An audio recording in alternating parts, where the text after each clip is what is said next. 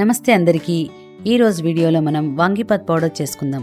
అది కూడా మన రాయలసీమ స్టైల్లో ఎలా చేయాలో చూసేద్దాం రండి. ఈ వాంగీబాత్ పౌడర్ చేయడానికి కావాల్సిన పదార్థాలేవో తెలుసుకుందాం.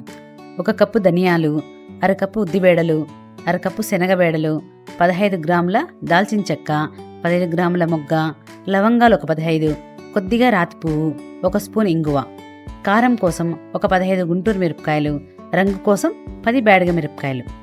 ఇప్పుడు మనం ఈ వాంగీబాత్ పౌడర్ ఎలా చేయాలో తెలుసుకుందాం.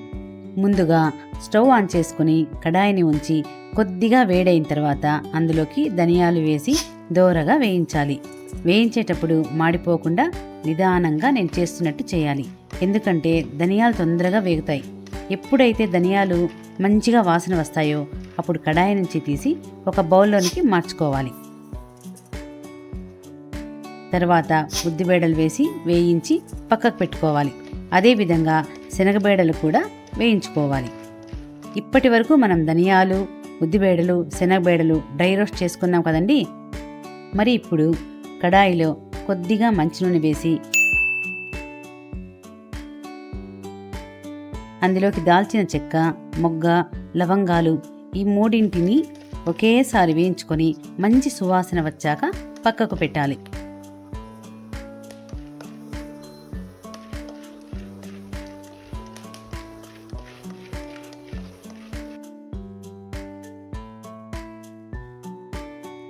ఇప్పుడు అదే కడాయిలో రాతి పువ్వు కొద్దిగా వేసి వేయించి పక్కకు పెట్టేయాలి.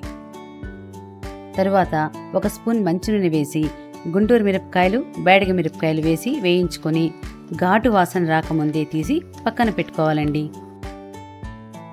చివర్న 1 స్పూన్ ఇంగువను మొత్తం వేయించుకున్న వాటిపై వేసి చల్లారనివ్వాలి.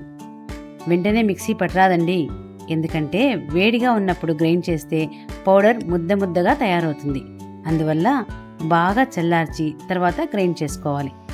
చూడండి, ఇలా చల్లార్చిన తర్వాత గ్రైండ్ చేసుకుంటే పొడి పొడిగా మంచి సువాసనతో ఘాటైన ఫ్లేవర్తో మన వాంగీబాత్ పౌడర్ రెడీ. మన నెక్స్ట్ వీడియోలో ఈ వాంగీబాత్ పౌడర్ ఉపయోగించి వాంగీబాత్ ఎలా చేసుకోవాలో తెలుసుకుందాం. ఈ వీడియో మీకు నచ్చినట్లయితే లైక్ చేసి మీ ఫ్రెండ్స్ అండ్ ఫ్యామిలీ మెంబర్స్కు షేర్ చేయండి. అలానే మన రాయలసీమ తెలుగు వంటల ఛానల్ని సబ్స్క్రైబ్ చేసుకోండి.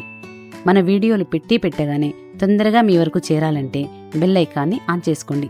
నెక్స్ట్ వాంగీబాత్ రెసిపీ వీడియోలో కలుద్దాం. Thank you.